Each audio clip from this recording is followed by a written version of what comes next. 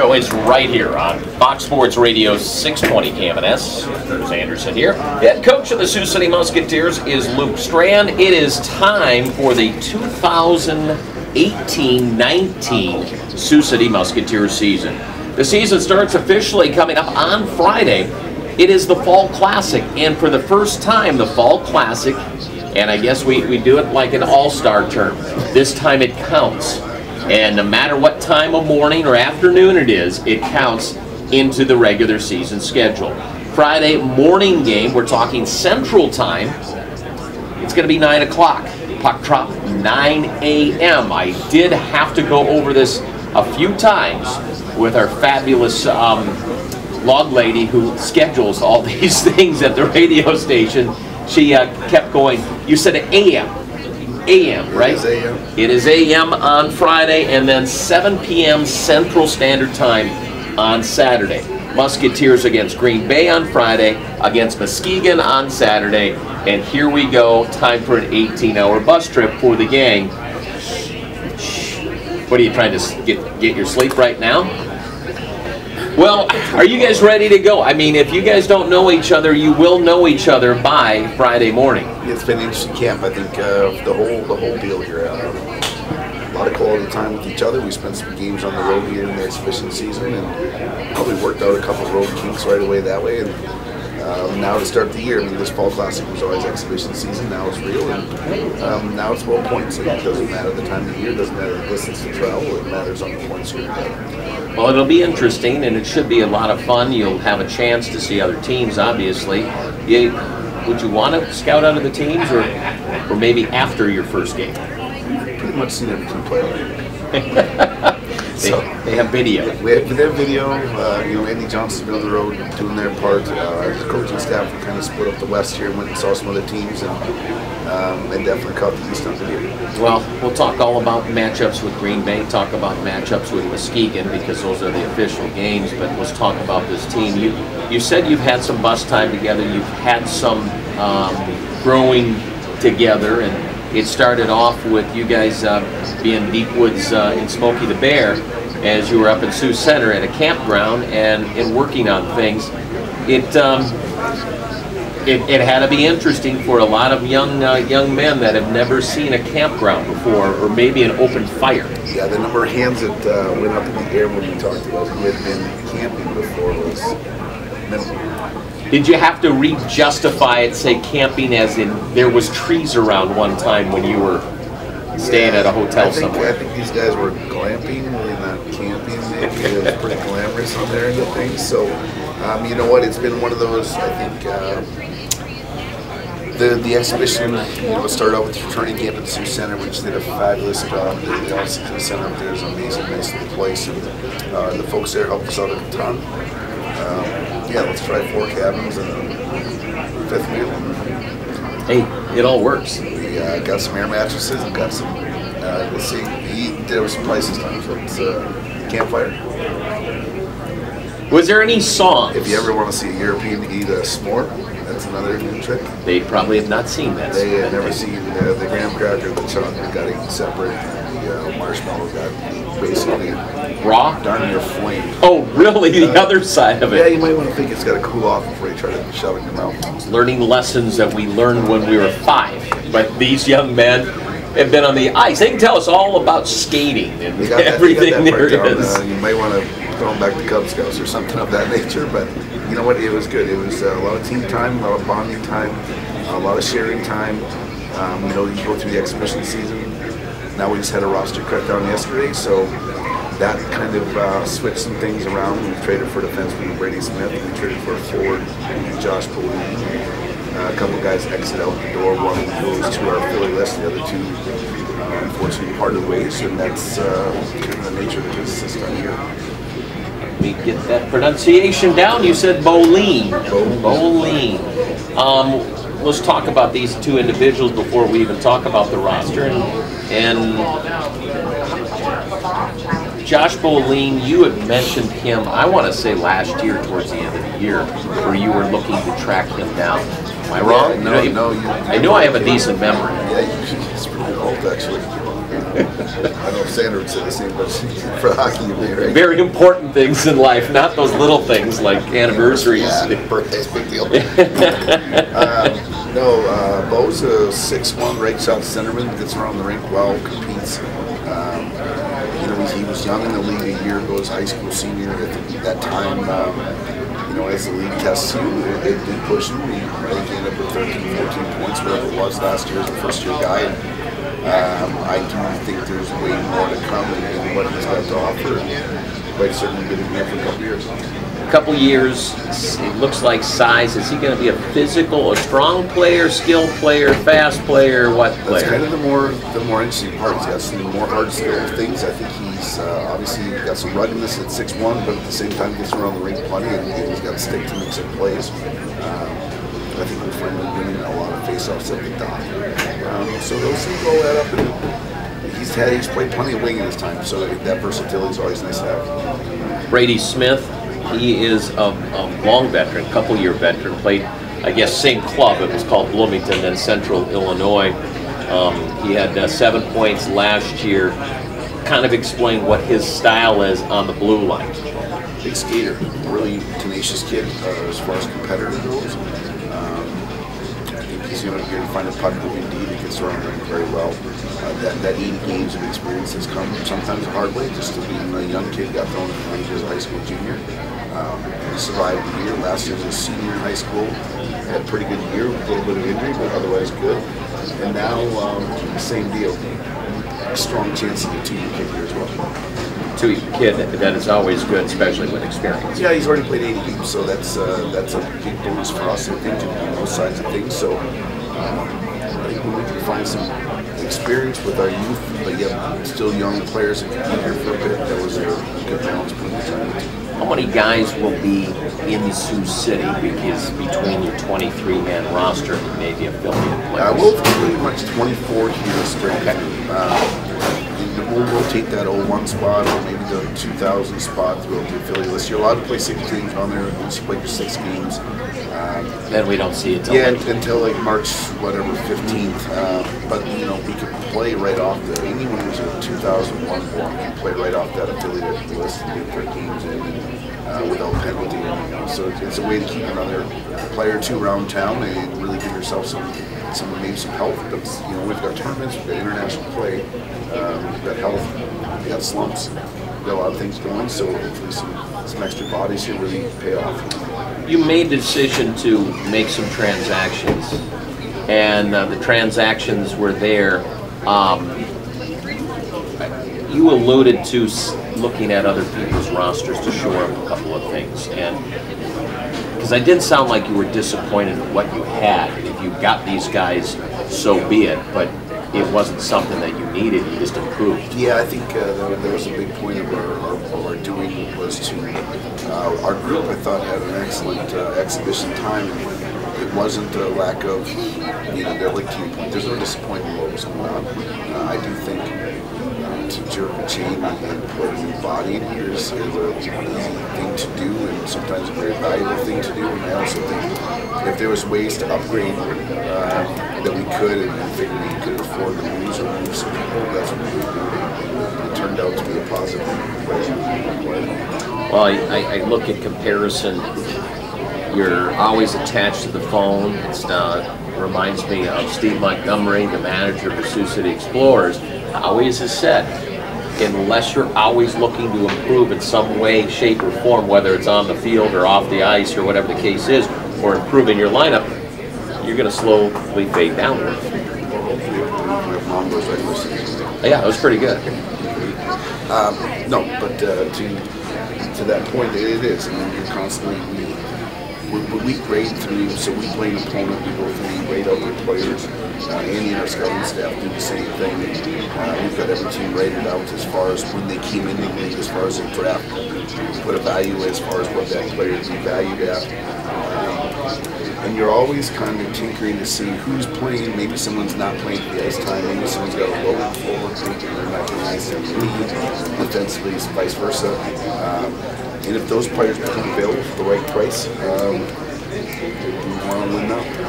think it was the right price. It was for sure the right price. 5th round for Boleen, I think is. Yeah, I mean, you look at Boleen and Brady, and you know it's tough because here's Andy and staff working their backsides off to go, you know, scour players. But in the 5th round, we will not find Josh Brady. We will not find Brady. So if those players, the fruition comes with the 2-year guys here, we will be doing home runs. If they end up being 1-year guys because school calls and that's how it goes. I still feel This is the Musketeer Coaches Show. Again, Friday is 9 a.m. puck drop. Of course, it's right here on 620 KMNS, iHeartRadio on your smartphone, and Hockey TV. It's the Fall Classic.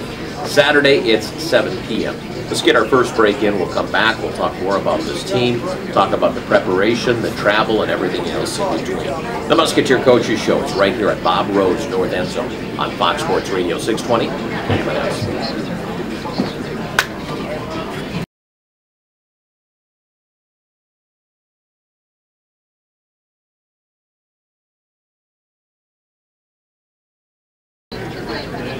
Musketeer Coaches Show is right here on Fox Sports Radio 620 KMNS. Curtis Anderson here, along with the head coach of the Sioux City Musketeers, that is Lou Strand.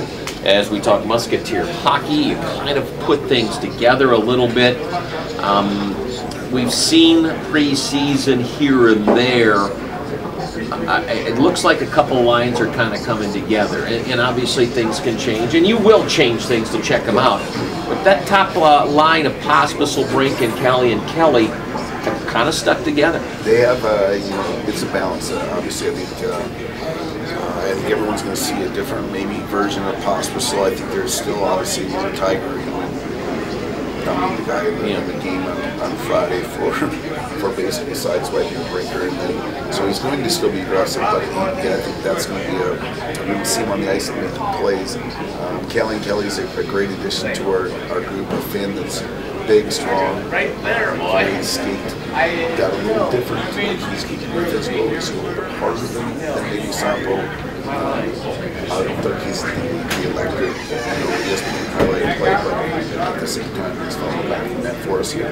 He seems like not the super skilled guy, but the guy who's going to put the puck in the net. He does. He's got a little in between. I think he's got getting to the net. In between Ellie and in between Sampo. He's a sweet spot there. He's almost American style. He does. Or Canadian, North American, I should say. He's adapted over here in pressure and traffic, so that's been good. And then Brinker is one of the smartest hockey players we'll probably ever have the opportunity to coach, period, no matter the level. His stick, his IQ, those things have all gone together with those three. And you know, they got to shoot. There's going to be that thing, and they can't just pass it in the net. We got to keep that in mind and keep reminding them that it doesn't have to be on the ESPN score. If you look up and down this lineup, you've got 4 centers that could play. Your 4th line center is not going to be a 4th line center, is it? No, our goal was really to go after and try to get 3 lines of pretty balanced attack, and then a 4th group that I think has got plenty of offense, a lot of responsibility, but can log minutes and take some pressure off of guys as far as just getting guys worn out for a long time in the game, but keeping some fresh bodies around. Nice article the Sioux City Journal put out there on Parker Ford. Jerry does a great job. Yeah, Jerry really came through on that one. It's a guy that was a young guy on your team last year. In the way he finished last year and the way it looks so far this year to start, he is going to really annoy a lot of people out there. And I say it in the most positive way because he's a good guy, but his work ethic is A+. His effort and determination are very pesky. He doesn't go away, he doesn't back down. He gets pucks in the corner. He comes out with them. You know, he doesn't have to go there first, but he's going to come out with it. It's kind of like a Phil Nyes in a way, except Phil Nyes has a different pesky form. Yep, and you know what, I think Porto will, he's really shown some good as far as discipline. He stays out of the box, does that part, but his value for us playing 200 feet, his value for us in his effort, and you know, he ended the year really strong on the score sheet, and to your point, the exhibition season was very favorable offensively for him as well. Well, I look at it, he might not go into the box, but he causes teams to go into the box. Oh yeah, he put some people in a tizzy. He's hit some people here in exhibition season, and there's 2 sides to this. You want to keep it out. So I don't need him to chuck CC someone through the middle without his arms going up, you know. But at the same time, it's his physical nature. And like I said, that determination in the second and style that he plays, it causes a lot of havoc, I think. It's interesting that you're looking, and we've seen in the exhibition where you put Ford or Nilsson, either or, with like a Baker and a Malcolmson. Those two guys don't have junior experience. It's interesting now they're easily flowing into this lineup. Yeah, I mean, you know, Melky, he was injured. He's a Waterloo third-round pick and ended up in Janesville. Okay, so he did play juniors, or did he not play much? He didn't play much because he was injured. He had a broken hand for a lot of the year and was out. So you know what I think. And then you got Baker, who was Tark's younger brother, who gets up and down the sheet very well. I think you're going to find some things in his stick that are fabulous. He's going to have to adjust to junior hockey. There's a little less time and space to hold on with that long, but Melky's very utility knife, countable, and Simon's are the two that I think can pretty much get thrown in any situation and come out to on the right side. If it's not possible, bring Kelly and Kelly. So, you know, you look at any team and you go, gosh, you have to get a goal. Yeah, I would guess right now that would be the line you double shift if you need to. Yeah, I think if, you know, need be, I think there's, and they're going to get probably the top pairing Ds. They're going to play the third, who's checking all the biggest guys are team.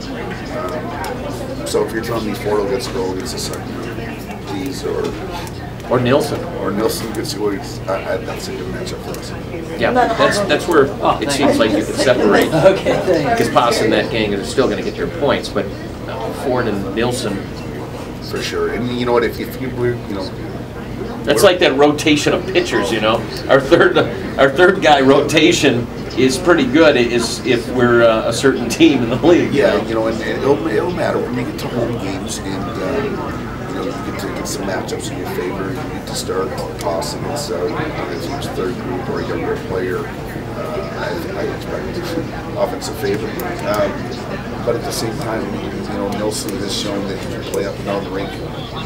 He's been on balance with Simons, and Lombardi had a great camp for us. Lambo's a kid who played in Cedar Rapids last year, had a full year underneath his belt. Maybe didn't get the opportunity to be up in the lineup there. He's got a very intriguing stick for being 6'3" plus. And wide. He's wide. Yeah, it's an interesting because it seems like this group. I don't know if you call it an edge, but it seems like this group is not going to worry about holding off the hits. Yeah. I mean, and I'm talking about corners and separating pucks. They seem like they have a little edge. They do. And I think we've got to really escape pressure. At the same time, you know, there was a time this summer I think we were a little bit like maybe we're too small. Then you look at Kelly 6'1", Haas 6'2". You know, you're getting into Lombardi 6'4". You know, Nilsson 6'1". You've got now Bowen 6'1", Bunting 6 foot, Miller 6'1". Pretty soon you start getting a hard skating ground 6'2". You get this hard skating group that's got some size to it. Yeah, some of the thing you need skill. You need. We're gonna have a couple scores out there too. Don't worry, there's a couple medium pitchers out there. But you know, they're gonna call those mediums. Mediums, but I'm telling you, you put Malcolm, Steinmetz, Hale. They're like that mosquito before that doesn't go away. They're pretty soon. Yeah, it's always those things. At the beginning of the year, we always say skill, but you've got to play hard at the end of the year. And I can bring up teams. I remember, and I hate to give props to other teams, but put it this way: Fargo was a very physical team that had skill last year. Yep. And that coach has had other teams. He had one at Sioux Falls that was very physical. You've got to be able to withstand that. You do, and I think with skill, by the way. And they're I think, you watched that Fargo team last year. Very good team. Very good team. Very good team. You're say Fargo this year, they might have 3 first names. With the trades. Really? Yeah, between Mancinelli and O'Reilly and Chrome coming back from school, and then kids being there from this whole level. That's interesting. It's good. Hold on to them, I guess. Yep. Your defense, and that's really, I think, where we need to highlight is because you brought in, you know, Brady, Smith, to go with Johnson, to go with Clyburn, to go with Babbage, to go with big man.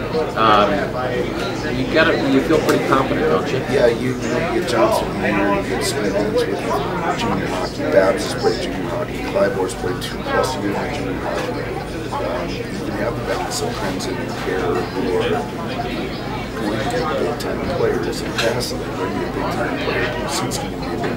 They're in their first years of junior hockey, but there's some balance. They're going to have a partner who's playing.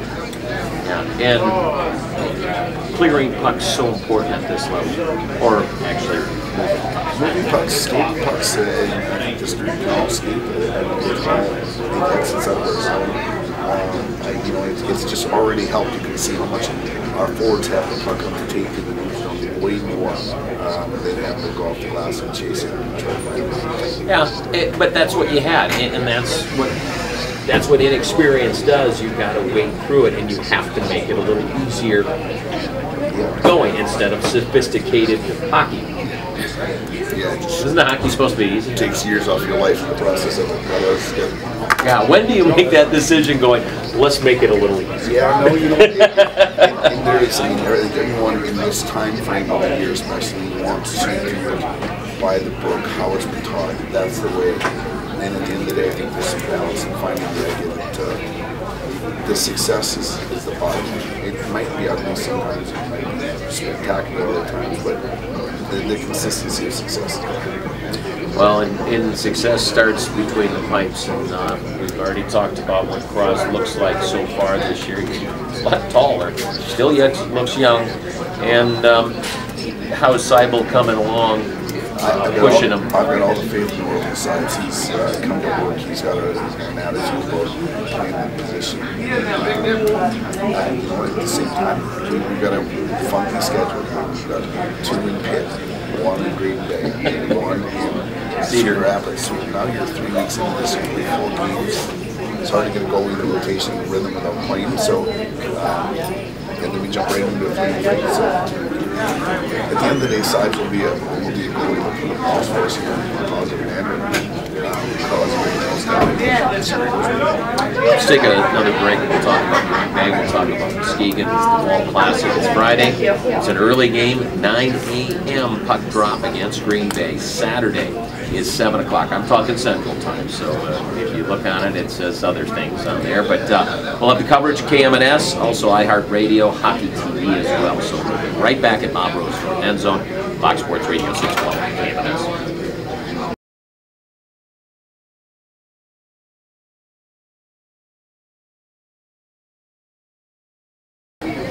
What is the Musketeer Coaches Show? Curtis Anderson, Luke Strand, the head coach of the Sioux City Musketeers. By the way, our good friend CJ will have, he's not getting up early for us on Friday. He probably would. You know what? He might be before the B-Dubs opens. He might be in there himself just watching it on. By himself, yeah, for sure. Yeah, he's a big fan. Doing quote-unquote books or something. That's a pretty good deal. Yeah. Watch hockey in your bed. Yeah, Buffalo Wild Wings again is a proud sponsor of any of the games. If you want to watch them, you can watch them. CJ, great sponsors. All of our great sponsors. Anyway, a couple things. I got my little cheat sheet here. It's early. It is early. It's the first one. Home opener pregame food specials. We got hot dogs, brats, When's that home opener again? Is that like in December or what? It's in October. Closer to Halloween than the first. I'm just it's ways away. They have the family 4-packs again this year, which is a great deal for the whole family. And I know a lot of people that are big fans of every Friday $1 beer, $12 domestics, and $2 sodas, and every Saturday 2 24-ounce beers for $12. That's a new thing. It's new. Way to go, Jake. You got that all by yourself. It wasn't rich at all. Largest beer pyramid wins empty cups. I know some people that can be involved in that. Every Tuesday, $2 hot dogs, and so anyways, all kinds of specials. We'll talk more about them when we get to the home games. Tell me about Green Bay, other than They have a lot of defensemen, but they got a lot of players back, don't they? They do. I think they lost some key components here in the summertime as well. I mean, they were the Jocks goes to UMD late. They lost a few players here late to school, but then they lost some of their, Bliss goes to Tech and Caulfield goes to Wisconsin. Those kids were pretty potent players for them offensively a year ago. But they have that guy named Begley. They sure do. Beggs can play in net, and I think they've got a balanced defensive core there that's got some experience with them. And, Nick Leitner is third year. Leitner, yeah, you know what I mean. Rory Herman is another one that I thought had a nice year last year, and he's a third-year guy. It's hard. I mean, a balance with that, you can afford to have some younger players with some energy and some maybe even some mistake in their play because they're going to be covered up and taken care of by some of the guys. Look out for Prokop. Prokop's a good player, a very good player. I think a year ago it took a little bit to get adjusted. Second half, I think, right? He was hard. He plays a really talented. So, anyways, that what do you say when you look at Green Bay and a style? What's their strength? You know, I mean, Mick's going to run. I mean, they get up and down. They go after some longer hockey. They try to. He'll let them play offense for sure. In the neutral zone, they'll come through the 1-2-2, forecheck 1-2-2. You know, they've had some strong goaltending here over the last handful of years. What about a decade or two? Yeah, it's been a long time, really. Right? I mean, they've always had very good. They took full advantage of having poor goalies, and this year will be one of their first without. So I was just saying, or is the other kid going to be there? That Ullin, and I see a few of them. He's injured right now, so Evan Fear from Dubuque. Yeah, Fear has some experience back there. Begley's had some experience. I think they'll probably play a little more protective than they have in the past, with knowing they can give up a ton of money. Gotcha. Well, yeah, they've had goaltenders. The other one, too, is Muskegon. You played them on Saturday, which is very interesting. I see a lot of guys with experience, especially on the blue line, especially between the pipes, by the way. But a new coach. How is Mike Hamilton and said? Yeah, how big of a change? Hammy's going to play hard. They'll play on the verge of reckless, but at the same time. So there's nothing different than Muskegon. There's not a whole bunch different. I wouldn't say that was Jonathan Fontaine's bird. They played heavy last year. They played heavy. They played hard. I think that was the mentality of their group. You know what? They've got experience in the net. Karki had a very good. Karki had a great year for himself, and now I think he can come back and maybe just says he can go after some things offensively because you got a really strong line. I see only 4 returning players on the front end with experience. Yeah, and it's not the ones. Yeah, we knew who those ones were.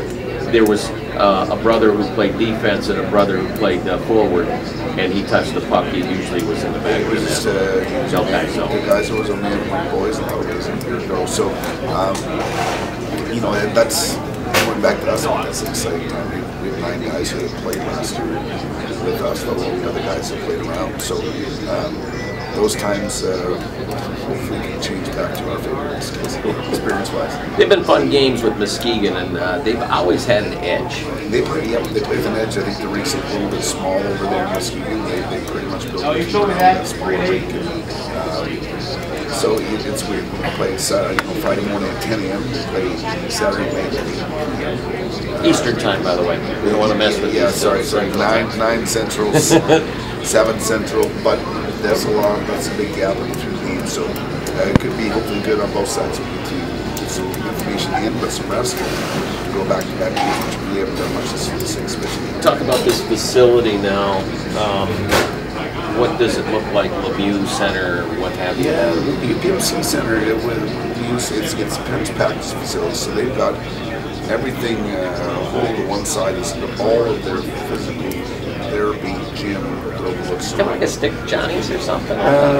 This is pretty good place. Well, Johnny's is old but fun. Yeah, this is. So the Pens have behind our benches on the one because all Pens facility. Locker rooms downstairs, all their workout upstairs, all their management offices in the building, overlooking deck out to the rink from a management standpoint.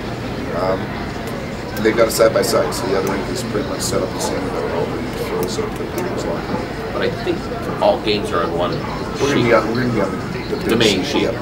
So, but you know, you're going to see 31 teams of minimally 3 black coats a team, if not more, of the NHL. And, pretty much every single division of college. Does it seat a lot on that other side then, or no? Seat a lot of black coats. Yes, I understand. they'll have the top rail. They'll have the top rail covered, I think. And, but yeah, I mean, I don't know, it must see 1,000 people. Enough. 1,200 people, yeah. You're talking maybe IBP size? It's bigger. It's bigger. It's got more stands to it, vertical stands to it. But maybe the Team USA Plymouth side or their yeah, other side? It is. It's more on that side of things. And the whole lobby setup, it's a great, you'll see a pretty large salute to former Musketeer Jake Benton, that's for sure. Well, it's because they got a milkshake after them. You score a lot of points in the playoffs, I give you a milkshake. Yeah.